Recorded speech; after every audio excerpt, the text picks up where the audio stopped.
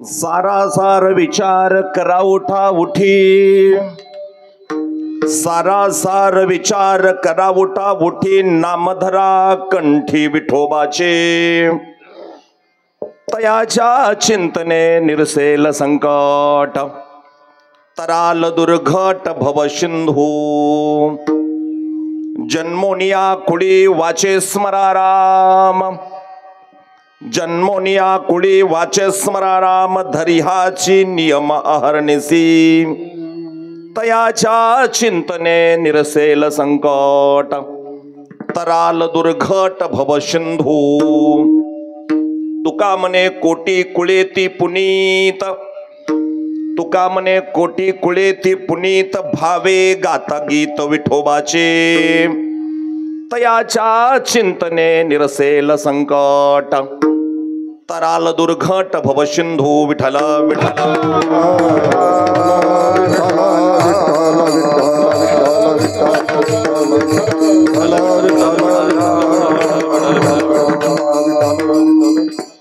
सारासार विचार करा उठा उठी, नामधरा कंठी विठोबाचे, तयाच्या चिंतने निरसेल संकट, तराल दुर्घट भव सिंधू. कर प्रथम नमन पांडुरंग, कर प्रथम नमन, प्रथम नमन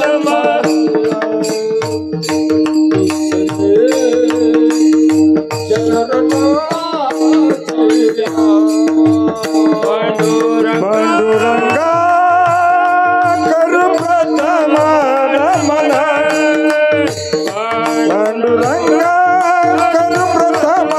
पांडुरंगा करू प्रथम नमन, दुसरे चरण संतातिया,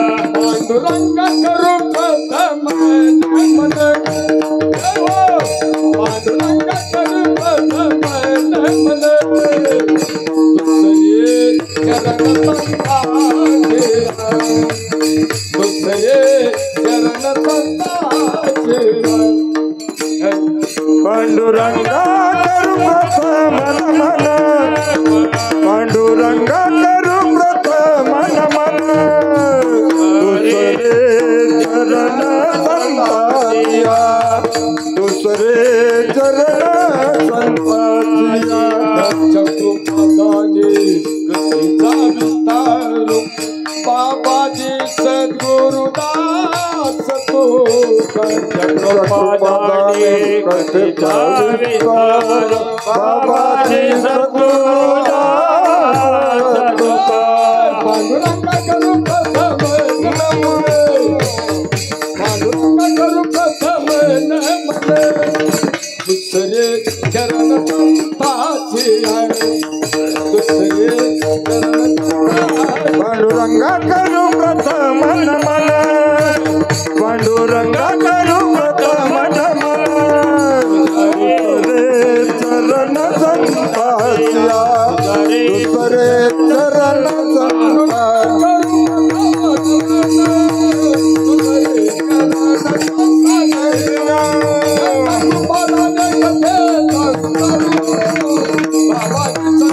पांडुरंगा करू प्रथम नमन, दुसरे चरण संतातिया, त्यांच्या कृपादाने कथेचा विस्तार, बाबाजी सद्गुरुदास.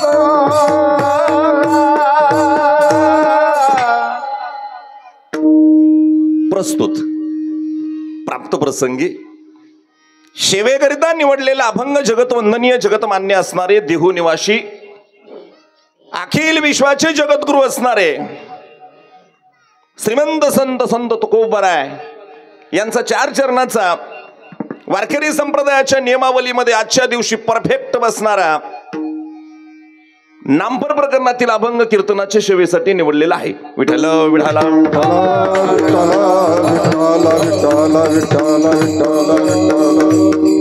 ग्रामदेवता कोटेश्वर महाराजांच्या पदस्पर्शानं पुनीत पावन आणि पवित्र झालेल्या भूमीमध्ये महाराजांच्या पवित्र पटांगणामध्ये अगदी थाटामाटामध्ये राजशाही थाटात म्हटलं तर काही अवघड ठरणार नाही. कौटुंबिक श्रीमंती अनेक माणसं मिळवत असतात, पण आध्यात्मिक श्रीमंती मिळवण्यासाठी प्रयत्नच करावे लागतात. आणि ती आध्यात्मिक श्रीमंती आज या ठिकाणी उपलब्ध असताना या पवित्र पटांगणामध्ये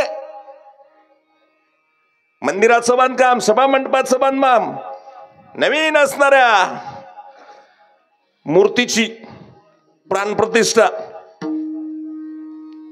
त्या सभा मंडपाची शोभा नंदीश्वरानं वाढवली. आणि त्यानंतरच्या कालखंडामध्ये आज येणाऱ्या 8 दिवसाच्या कालखंडामध्ये पवित्र असणारा नामयज्ञ या ठिकाणी होतोय. आणि पहिल्या दिवसाचं कीर्तन पुष्प माझ्यासारख्या सामान्य कीर्तनकाराला ग्रामस्थ संयोजकानं निमंत्रण दिलं आणि आपल्या सेवेमध्ये हजर आहे. अखंड हरिनाम सप्ताहाबरोबरच अतिशय महत्वाची गोष्ट म्हणजे ज्यांच्या गाथ्याला 375 वर्ष पूर्ण होत आहेत ते गाथा पारायण आहे. या पवित्र नाम यज्ञाला ज्यांचं मार्गदर्शन आहे, या भूमीतील एक रत्न ज्यांनी महाराष्ट्रभर आपल्या विनोदानं विनोदाचार्य ही वारकरी संप्रदायामध्ये पदवी नसतेच म्हणा, पण प्राप्त करून घेतली. ज्येष्ठ एक अभ्यासू व्यक्तिमत्व हरिभक्तीपरायण दयानंदजी महाराज कोरेगावकर, या कोरेगावचं नाव महाराष्ट्राच्या कानाकोपऱ्यामध्ये घेऊन गेले. त्याचबरोबर या महाराष्ट्रामध्ये गायनातील, शुद्ध गायनातील हिरे असणारे, ज्यांचं गायन क्षेत्रामध्ये कधीही कोणी नाव कमी करू शकत नाही, पुसू शकत नाही, असे धामणेकर गुरुजी आणि त्या धामणेकर गुरुजींचे कोरेगाव मधील शिष्य हरिभक्तीपरायण गायनाचार्य संगीत रत्न दोंडी काका, या 2 व्यक्ती महत्वांचं या ठिकाणी मार्गदर्शन आहे. हरिभक्तीपरायण दीपक महाराज परदेशी यांच्याकडे व्यासपीठ आहे. आणि या वैभवानं संपन्न होत असणारा नामयज्ञ महाराष्ट्रातील टॉप लेवलची गायक मंडळी या ठिकाणी आहे. रत्न शोभावं मृदंग क्षेत्रामध्ये मृदंग डीजे पेक्षा कधीच कमी नाही, फक्त सिस्टम चांगली पाहिजे. या ठिकाणी पिता पुत्र दोन्ही उपलब्ध आहेत. आणि सर्वांचं स्वागत करतो. या पवित्र नामयज्ञाच्या निमित्तानं आपले सर्वांनी या ठिकाणी, अगदी महिला मंडळांनी, आदरणीय आमच्या माता भरपूर संख्येने उपस्थित आहेत. फक्त विनंती एवढीच आहे, काका आज प्रथम दिवस आहे, प्रकाश काकांना म्हणतोय प्रथम दिवस आहे, तरीही आपली आसन व्यवस्था आत्ताच कमी आहे. अजून तर जय विठ्ठलच्या टायमाला मग तो राहिलेला पूर येणार आहे. भक्तीचं म्हणतोय विठ्ठल विठ्ठल.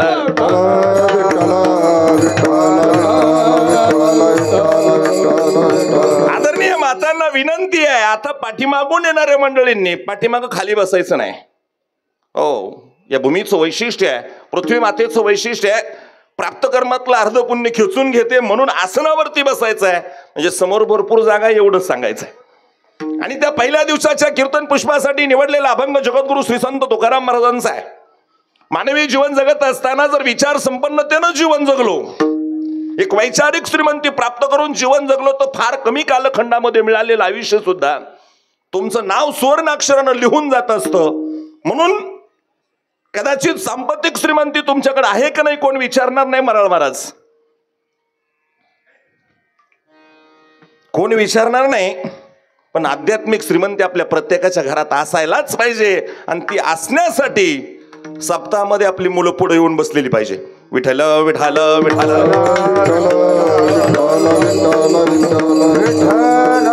ती वैचारिक श्रीमंती तुमच्या कुटुंबामध्ये जर नांदत असेल, लक्षात ठेवा,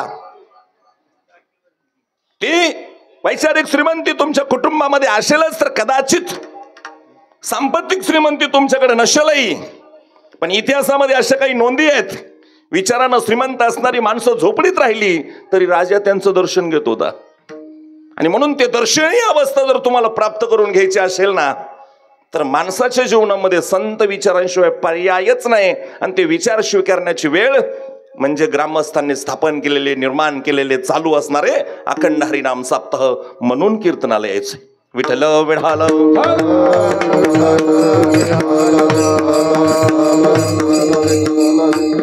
कारण आम्ही किती दिवस जगलो याला कोण विचारू शकत नाही. कसे जगलो कुणीतरी विचारणार आहे.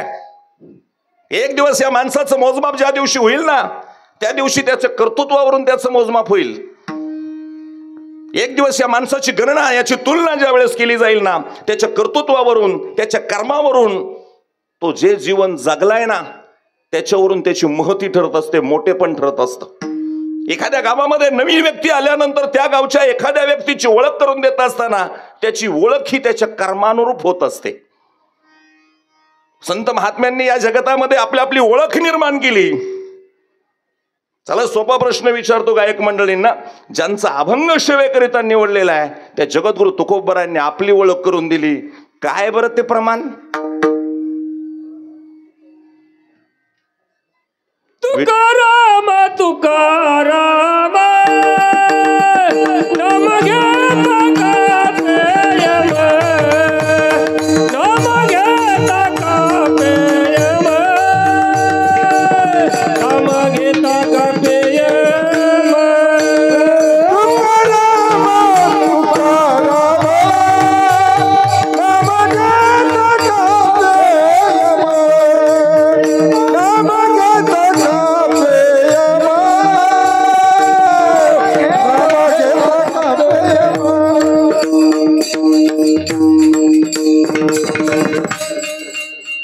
महाराज आपल्याला सांगू इच्छितो, हे गाव कोरेगाव म्हणजे पैलवानांचं गाव आहे. पुढे बसलेले सगळे पैलवानच आहेत, लहानपणी खेळलेलेच आहेत आणि यांना डाव प्रतिडाव डावाची उकल आवडते.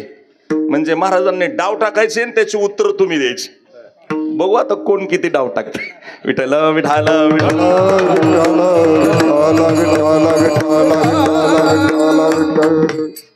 जीवनामध्ये आपण केलेलं एखादं कर्म ही आपली ओळख ठरत असते आणि म्हणून आपल्या हातून उत्तम कर्म होणं अपेक्षित आहे. आणि ते उत्तम कर्म होण्यासाठी आमच्याकडे उत्तम विचार असणं अपेक्षित आहे. उत्तम जीव रे कीर्ती मागे, उत्तम जीव रे कीर्ती मागे,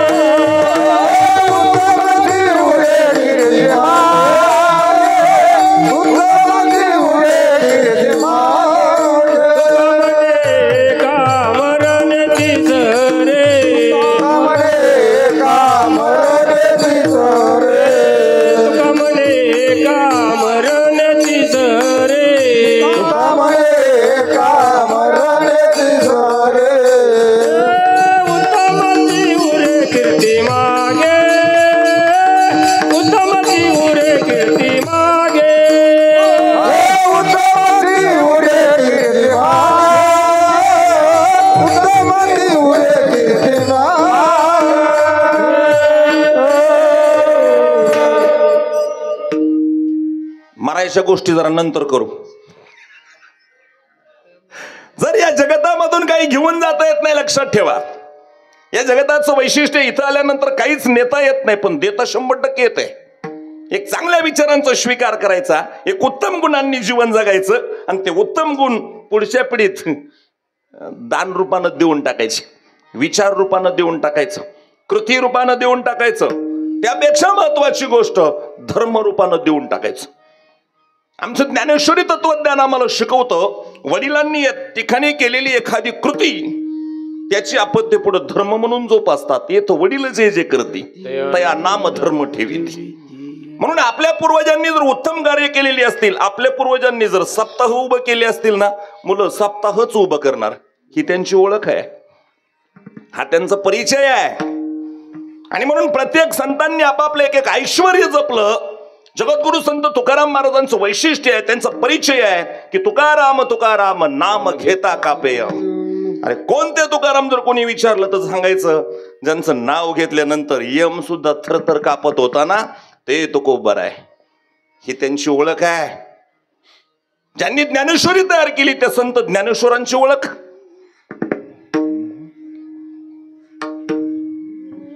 ज्ञानियांचा राजा गुरु महाराव, ज्ञानियांचा राजा गुरु महाराव, ज्ञानियांचा राजा गुरु महाराव, ज्ञानियांचा राजा गुरु महाराव, ज्ञानियांचा राजा गुरु महाराव, ज्ञानियांचा राजा गुरु महाराव, ज्ञानियांचा राजा गुरु महाराव, ज्ञानियांचा राजा गुरु महाराव.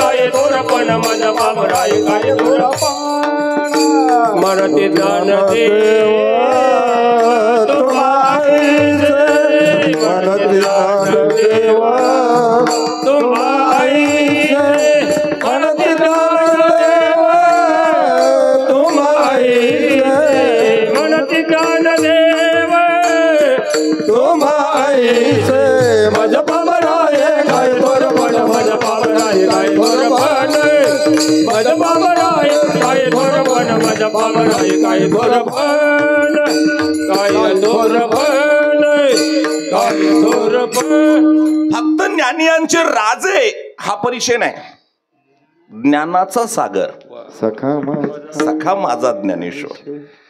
नुसतं ज्ञानाचा राजा होण्यापेक्षा राजाचं जीवन मर्यादित आहे. का परिचय नाही असा जर प्रश्न तुम्ही मला माघारी विचारला तर त्या प्रश्नाचं उत्तर आहे की राजा हा मर्यादित आहे, ठराविक वेळेपुरता आहे. पण समुद्र सागर हा अमर्याद आहे. ज्याचं मोजमाप करता येतं ना ते संपून जात असं शास्त्र सांगतं, आणि ज्याचं मोजमापच करता येत नाही ना ते कधीच संपत नाही. म्हणून अखंड हरिनाम सप्ताहाच्या पहिल्या दिवशी नामपर प्रकरणाचा अभंग घ्यायचा असतो. का? कारण नामाची महती कधी संपत नाही. नामस्मरणानं प्राप्त झालेलं पुण्य मोजता येत नाही म्हणून संपत नाही. विठ्ठल विठाल विठाल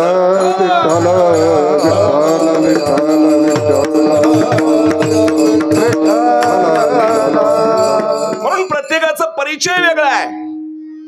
जे जीवन तो जगतोय त्या जीवनामध्ये त्याचे परिचय निर्माण केले आहेत. आता प्रत्येक संतांचा वेगळा परिचय आहे, पण सगळे परिचय विचारले तर पहिल्याच प्रमाणामध्ये आणि तेवढ्याच प्रमाणामध्ये कीर्तन संपवावं लागेल.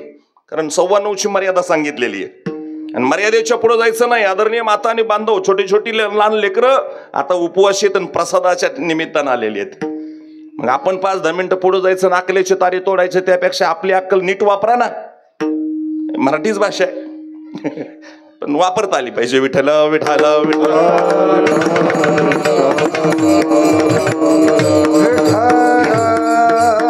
आणि म्हणून सर्वांचा परिचय हा त्याच्या कर्तृत्वावरून होतो आणि माणसाचं कर्तृत्व हे त्याच्या विचारांवरून ठरतं. जर त्याचे विचार उच्च क्वालिटीचे असतील तर तो कुठल्या जातीत, कुठल्या धर्मात, कुठल्या वंशात जन्माला आलाय याच्यावर त्याला बंधनं लागत नाहीत. त्याचे विचार ही त्याची उंची वाढवत असतात. म्हणून आपल्या जीवनात चांगले विचार असावेत. अभंगाचं पहिलं चरण. सारा सारा विचार करा मोठा मोठे, सारा सारा विचार करा मोठा मोठे,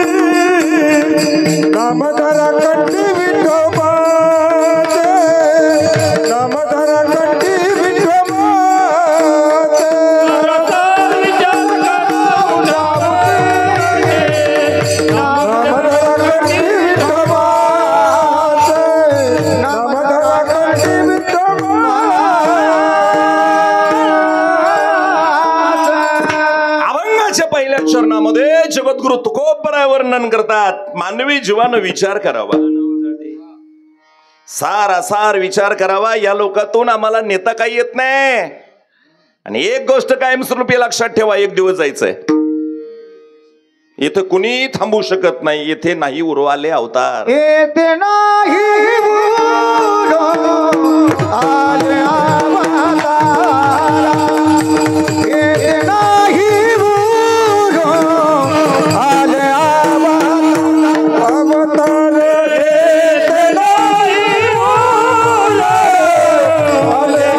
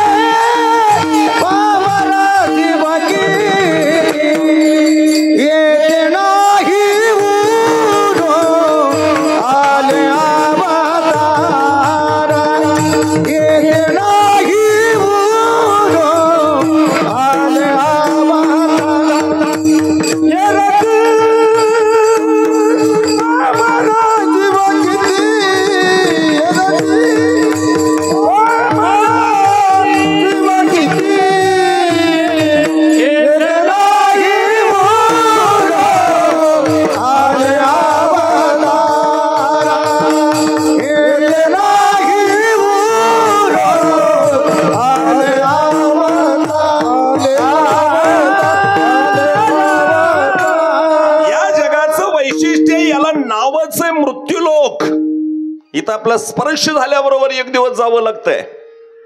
एक ना एक दिवस प्रत्येकाला जायचं आहे. अवतारी पुरुषांना सुद्धा जावंच लागलं. येथे नाही उरू आले अवतार, आपणही जाणार आहेत.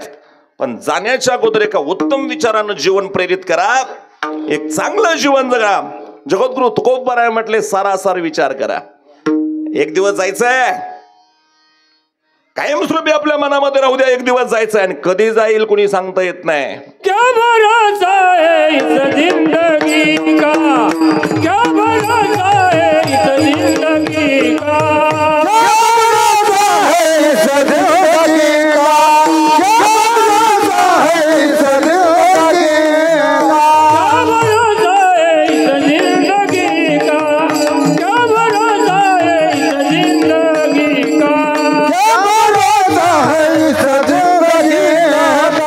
क्या भरोसा है इस जिंदगी का,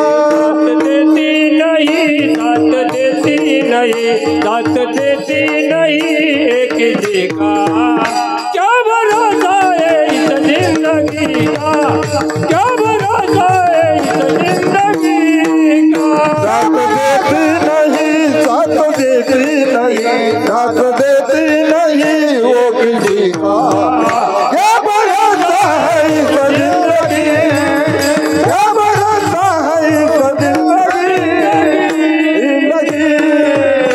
जिंदगी का. सांगा ना, काय गॅरंटी हो, क्या भरोसा है इस जिंदगी का. हे फक्त कधी आठवतं तिथं गेल्यावर, तेवढ्या पुरतच म्हणायचं असतं. काय खरं नाही, पाण्याचं बुडबुड आहे. घरी आले की लागले कामाला. कायमस्वरूपी लक्षात असू दे, एक दिवस जायचंय. जात असताना घेऊन काय जायचं नाही, देऊन जायचंय. उत्तम विचार स्वीकारायचे, तो सारासार विचार करायचा आहे. कंठामध्ये भगवंताचं नामस्मरण धारण करायचं आहे. माणसं म्हणतील मुखात का नाही म्हटलं. जगद्गुरु तुकोबरायांची भाषा फक्त वाचायला सोपी, समजायला अवघड. हो, फक्त वाचायला सोपी. कंठात धारण करणं, मुखात धारण करणं वेगळी गोष्ट. ज्याच्या हृदयात भगवान आहेत ना, त्याच्या कंठात भजन असतं. आणि ज्याच्या अंतकरणात भगवान नाही, फक्त इतरांनी पाहावं म्हणून भजन करतात ना, त्याच्या मुखात असतं. मुंह में राम और बगल में छुरी उसी के पास होती है. मुखानं नामस्मरण करणारी सगळीच माणसं त्या अवस्थेला पोहोचली असं नाही. ज्यांच्या फक्त मुखामध्ये नामस्मरण आहे आणि कृतीमध्ये अजिबात देव नाही, ती माणसं त्याचं नामस्मरण त्याच्या संकटापासून त्याला वाचवत नाही. जगद्गुरु तुकोबराय म्हटले, सारासार विचार करा. आणि अनंत कोटी ब्रह्मांड नायकाचं भजन आहे, जे नामस्मरण आहे ते नामस्मरण कंठाच्या ठिकाणी धारण करा. म्हणजेच अगोदर त्याची स्थापना आपल्या हृदयाच्या ठिकाणी करा. आता हृदय आपुले. हा, मग ते स्वच्छ करायचं. ते वाळवंट आहे, ते नीट ऐकायचं, जायचे अभंग काही. त्या ठिकाणी भगवंताची स्थापना करायची आहे. मग त्याचं नामस्मरण परापश्यंती मध्यमाने वैखरी या चारही वाण्यांच्या व्यतिरिक्त जे केलं जातं ते कंठात असतं. ते आपलं मुखात आहे. झोपल्यानंतर भजन बंद पडतं, कंठातलं बंद पडत नाही. ते श्वासावर आरूढ झालेलं असतं. हे त्यातला कंठी प्रेम दाटे नयनी निजलाट. कंठी प्रेम दाटे नयनी निजलाट. प्रेम दाटे नयनी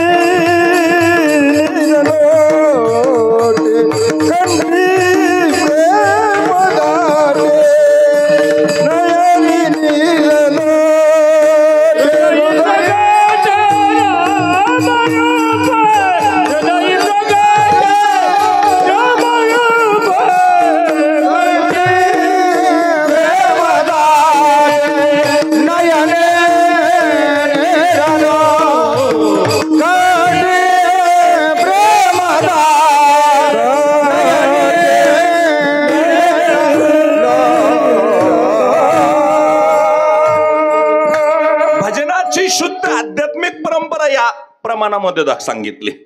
ज्याच्या कंठामध्ये प्रेम आहे, ज्याच्या हृदयामध्ये भगवान आहे आणि डोळ्यामध्ये आनंदाचे अश्रू किंवा नयनी नीर लोटे, ते भजनातलं एक उच्च कोटीचा प्रकार. आपल्या कंठात देव नाही, वाचेत आहे आणि ती अगोदर बंद पडते प्राण जाण्याच्या अगोदर.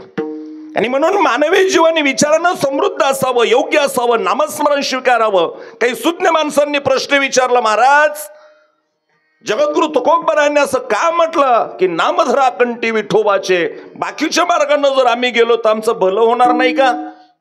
तर त्या प्रश्नाचं उत्तर आहे होय, कदाचित बाकीच्या मार्गाने जर तुम्ही गेलात तर तुमचं सांसारिक भलं होईल, पण जे पारमार्थिक कल्याण आहे, आध्यात्मिक कल्याण आहे, जे अनंत पिढ्यांचं कल्याण आहे, त्यापासून मात्र वंचित राहाल.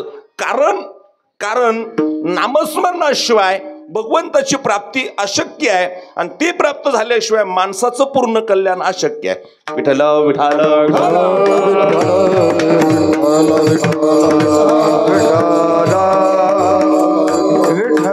काही सुज्ञ माणसं प्रश्न विचारतील, महाराज जगद्गुरु तुकोबराय म्हणतात सर्वांसाठी एकच नामधरा कंठी विठोबाचे.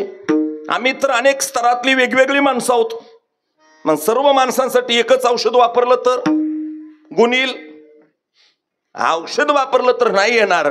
पण ही नामामृत संजीवनी आहे, ही संजीवनी वापरली तर सर्वांसाठी गुण येऊ शकतो. ब्रह्मरस गे काला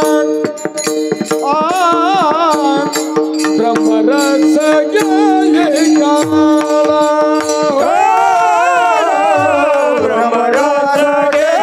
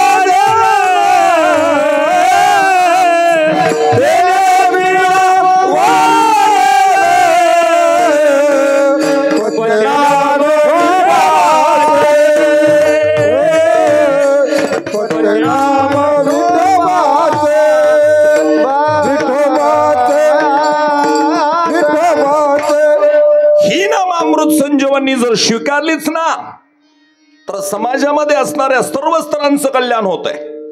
विशेष करून पाहिलं असतं या समाजामध्ये 3 प्रकारचे वर्ग वेगवेगळे आहेत.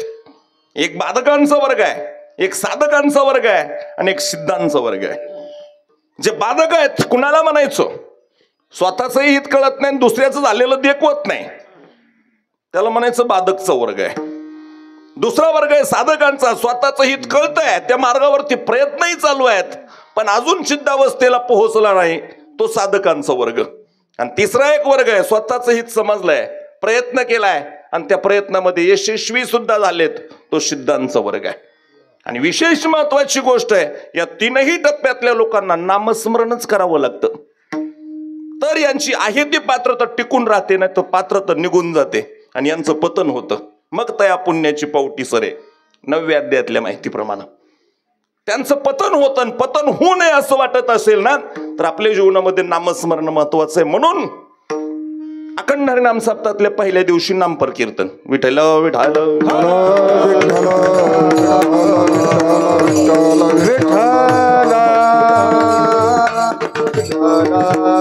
तीनही वर्ग आहेत, तीनही वर्गांना फायदा आहे. यातले 2 वर्ग समाजासाठी चांगले आहेत, स्वच्छ आहेत. म्हणजे अखंड हरिनाम सप्ताह करायचं म्हटलं तर 2 वर्ग मदत करतात. एक तिसरा जो खतरनाक वर्ग आहे मी पहिल्यांदा सांगितलेला बाधकांचा, तो तापदायक असतोय. स्वतःच हित समजत नाही. संत महात्म्यांनी हित सांगण्याचा प्रयत्न केला पण हित सांगत असताना ज्यांनी हित सांगितलं ना त्यांच्यावर उलटले, वाळीत टाकलं, बहिष्कृत केलं, जगू सुद्धा दिलं नाही. नुसतं जगू दिलं नाही. एक प्रसंग असा होता महाराज, आजचे आध्यात्मिक क्षेत्र वेगळं आहे. मराळ महाराज, कदम महाराज, आदर आहे, आतिथ्य आहे, सन्मान आहे, बसायला गादी आहे. पण एक आध्यात्मिक क्षेत्र आहे महाराष्ट्राच्या भूमीनं असं पाहिलंय, या वाटेवर चालणाऱ्या माणसांना खाऊ पण दिलं नाही. प्रकाश काका भिक्षा मागायला गेल्यानंतर झोळीमध्ये शेण टाकलंय. आज इतकी मजा आहे म्हणून आम्ही येतोय. पण मूर्तिमंत या जगतामध्ये ज्ञानाचा सागर असणारे ज्यावेळेस दारामध्ये भिक्षा मागायला गेले ना आदरणीय माता आणि बांधवांनो, आज कलियुग पुढे आलंय असं गृहीत धरा, आपण पापी आहेत. तरी एखादं छोटंसं लेकरू जर तुमच्या दारामध्ये आलं भिक्षा मागण्याकरिता, सांगा बरं आपल्यापैकी नास्तिकातला नास्तिक माणूस तरी त्याच्या झोळीत सेंट टाकीन का हो? राग आला असेल तर हाकून देईन, नाही मिळणार जा. आपल्यापेक्षा पूर्वज खतरनाक होते. हा बाधकांचा वर्ग होता. स्वतःच हेच समजत नाही, दुसऱ्याचं झालेलं भलं होत नाही. त्याच्या जीवनाच्या कालखंडामध्ये त्याला नामस्मरण जर मिळालं तर त्याचा उद्धार झाल्याशिवाय राहत नाही. पण दुर्दैवानं ते मंदिराकडेच येत नाही. आलं तरी जय विठ्ठल झाले हो, नसलं कळलं तर मग बघू पुढं आपल्या पोळव्यासारखं विठ्ठल विठ्ठल.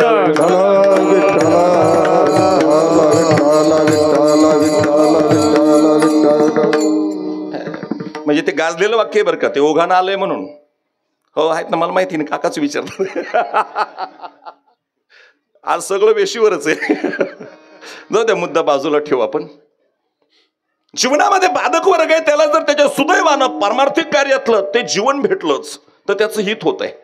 कारण त्याला स्वतःचं हित समजत नाही आणि दुसऱ्याचं झालेलं देखवत नाही, असा वर्ग आहे. याच्याबद्दल एक दृष्टांत सांगतोय. एकानं साधना केली, भगवान प्रसन्न झाले, इच्छा व्यक्त केली, म्हटलं देवा काहीतरी असं द्या, ते दररोज मागितल्यानंतर मिळालं पाहिजे. भगवान म्हटले ठीक आहे, काही हरकत नाही. ते बळदैवत होतो कोरेश्वर महाराजांसारखं, देऊन टाकलं. त्याला एक खूप मोठी घंटा दिली. त्याला सांगितलं दररोज सकाळी पूजा करायची, धुवून स्वच्छ करायची, पूजा करायची, फक्त वाजवायचं, जरा जोरात वाजवायचं. फक्त ती घंटा वाजवली की आतमधून आवाज यायचा, बोल भक्ता काय पाहिजे. पण त्याला नियम सांगितला की घंटा अशी वाजव, लगेच घंटा वाजली की बोलला, आतमधून आवाज आला, काय पाहिजे. यानं सांगितले बघ असं काहीतरी मागायचं. भगवान म्हटले जे तुझ्या गरजेचं आहे, पण या घंटेचे एक वैशिष्ट्य आहे, हे तुला जेवढं देईल ना त्याच्यापेक्षा दुप्पट शेजाऱ्याला देईल. त्यानं ती घंटा उचलली, लगेच देवाच्या. जर माझ्यापेक्षा दुप्पट शेजाऱ्याला मिळत असेल ना, हे काम नकोच आहे. देव म्हटले नाही नाही, एकदा दिल्यानंतर मी माघारी घेत नाही. त्यानं ती घंटा उचलली, घरी गेला, खूप मोठ्या पेटीत टाकली, तळ घरात टाकून दिली, उचल घेतली आणि ऊस तोडायला गेलं. पण घंटीकडे काही मागितलं नाही. का?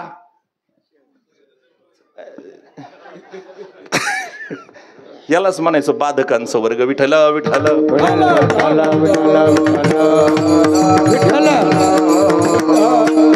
ते तिकडं तरफडत आहे, ऊस तोडत आहे. पण पत्नी मात्र हुशार आहे. हिनं सांगितलं होतं उचल तुम्ही घेतली, तुम्ही एकट्यानं तोडायचं आहे. एकटंच गेलं हापकोयता, ती एकटं ऊस तोडतंय. पत्नी हुशार होती, तिला असं वाटलं घरचं अन्नधान्य समजलंय, संपलेलं आहे, आता काय करायचं, बघावं पेटीत काय सापडत आहे का. म्हणून ती उघडून पाहिली, जुनी घंटा सापडली. अरे वा, चांगली गोष्ट आहे, मोडली तर पैसे येतील. पण ते मोडण्यासाठी धुतली तर पाहिजे ना, स्वच्छ केली पाहिजे. म्हणून घासायला गेल्या. त्या गृहिणीने ती घासत असताना आवाज झाला आणि ती वाजल्याबरोबर, तिकडून वाजवा ना पलीकडून, ती वाजल्याबरोबर आतून आवाज आला, बोल भक्ता काय पाहिजे. ती म्हटली काय हरकत नाही, जर देणारच असाल ना तर आजच्या दिवशीचं धान्य द्या. कारण सुरुवात इथून होती बरं का मागणारांची. इथून मागतात ते दिल्लीतल्या खुर्चीपर्यंत मागतच राहतात, त्याला मागणारे म्हणायचं. विठ्ठल विठ्ठल.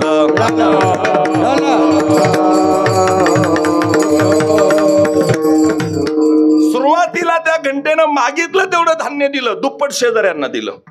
तिला जाणवलं शेजाऱ्याला दुप्पट भेटतंय. पण असो, काही सद्विचारी माणसं असतात, नाही जगाच्या कल्याण होतंय ना, मग जगाच्या कल्याण संतांची विभूती. ठीक आहे, आपलं सुद्धा भलं होतंय आणि गावातील सर्वांचं होतंय. काही माणसं समाधानी आहेत, पण काही माणसं तिकडं तरफडतील, पण दुसऱ्याचं भलं होऊ देणार नाहीत. म्हणजे हे सांगतोय ना मी कीर्तन, हे आपल्यावरच असते बरं का. का ते बाकीचे कीर्तनकार म्हणत असतात नाही मी इथलं सांगत नाही, आमक करतो, ते सगळ्याला बाड असतात, ते इथलं सांगत असतात. आपल्या माणसामध्ये एक विकृती. आदरणीय माता आणि बांधवांनो, इतरांचं भलं झालेलं आमच्या डोळ्यांना पाहण्याची ज्या दिवशी ताकद येईल ना, समजावं त्या दिवशी तुम्ही कोरेश्वर महाराजांना प्रसन्न करून घेतलंय. तिथून पुढे तुमचं कल्याण जगातलं कोणी थांबवू शकत नाही. फक्त आपल्या डोळ्यात तेवढी ताकद पाहिजे.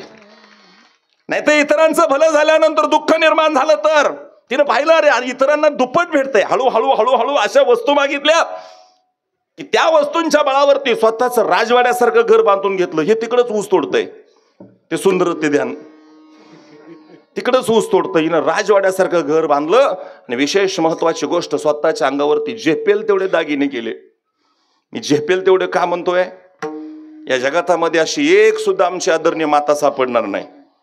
म्हणजे नाही आजवळच्या महिलांना नावं ठेवावीत, पण एक जगात मध्ये स्त्री सापडणार नाही जिला सोनं आवडत नाही.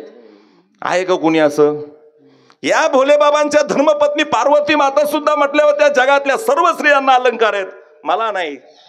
त्यावेळेस कोरेश्वर भगवंतानं सांगितलं होतं जगामध्ये जो दागिना तुझ्याकडे आहे ना तो कुणाकडेच नाही, आणि त्या दागिन्याचं नाव आहे शंकर भगवान. बाकीचे सगळे एक दिवस खापणार आहेत, पण तो दागिना कधी संपत नाही. बाकीच्या प्रत्येकाच्या गळ्यातली गळसरी एक दिवस खेचून घेतली जाणार आहे, तुझ्या गळ्यातील नाही. तू एकदा मृत्युमुखी पडली, दुसऱ्यांदा जरी जन्म घेतला ना तरी मी आहेच. आणि मला वाटतं तेवढाच दागिना चांगला असावा.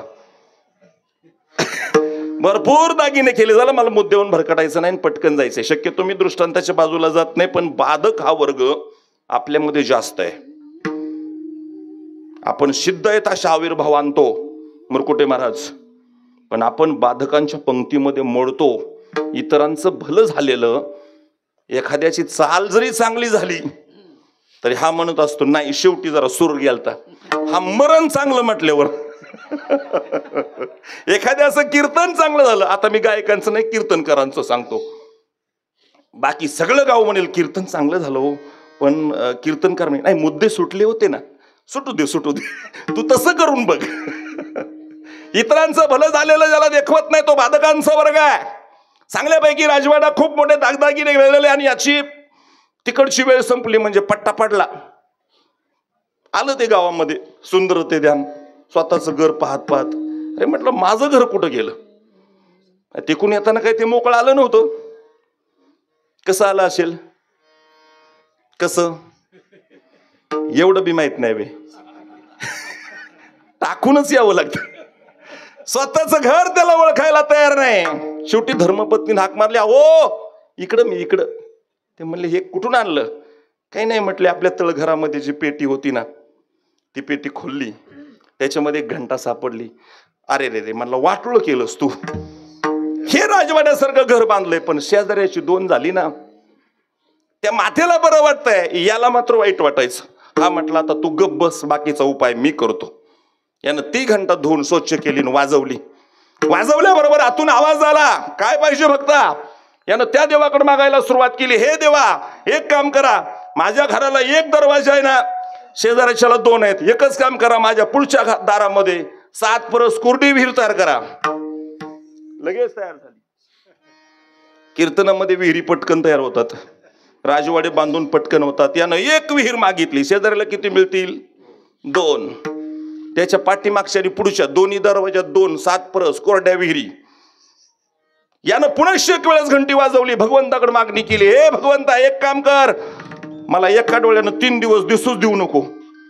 आता याचा 1 डोळा 3 दिवसासाठी बंद झाला, शेजाऱ्याचे दोन्ही. आणि हे एका डोळ्यानं बघत बघत त्याच्या दारात गेलं, बोंबललं. ती घरातली व्यक्ती बाहेर कोण ओरडतंय म्हणून बघण्यासाठी उंबऱ्यातून बाहेर आला, धापकन त्या ठिकाणी विहिरीत पडला. बघता काय ते मरलं ना. हा बाधकांचा वर्ग आहे. हा इतरांचं भलं झालेलं पाहू शकत नाही, पण याही वर्गानं, नीट लक्षात ठेवा, याही वर्गानं जर स्वतःच्या जीवनामध्ये भजन केलं ना तर याचं कल्याण झाल्याशिवाय राहत नाही. साधकाचं सिद्धांचं तर होईलच होईल, मला वाटतं बाधकांचीच जास्त आवश्यकता आहे. आणि कदाचित त्यांच्यासाठी पुढे जागा मोकळी सोडलेली असती, पण ते पुढे सुद्धा येऊन बसत नाहीत, ते लांब बसतील. ज्यांनी पवित्र कार्यामध्ये अन्नदान केलेलं आहे, ते अन्नदानाची वाहवा करण्याच्या ऐवजी त्यात मीठ कमी असलं तरी बोंबलतील, नाही रात्रीची पंगत चांगली होती, मीठ नव्हतं. मग तू वाढायचंस ना. ही वृत्ती ज्या दिवशी संपेल, लक्षात ठेवा, हे आध्यात्मिक कार्य पाठीमागून चालत आलंय, त्याला उंची वाढल्याशिवाय राहणार नाही. म्हणून आपल्या जीवनामध्ये नामस्मरण महत्वाचं आहे. का महत्वाचं आहे? अभंगाचं 2रं चरण. दयाच्या चिंतने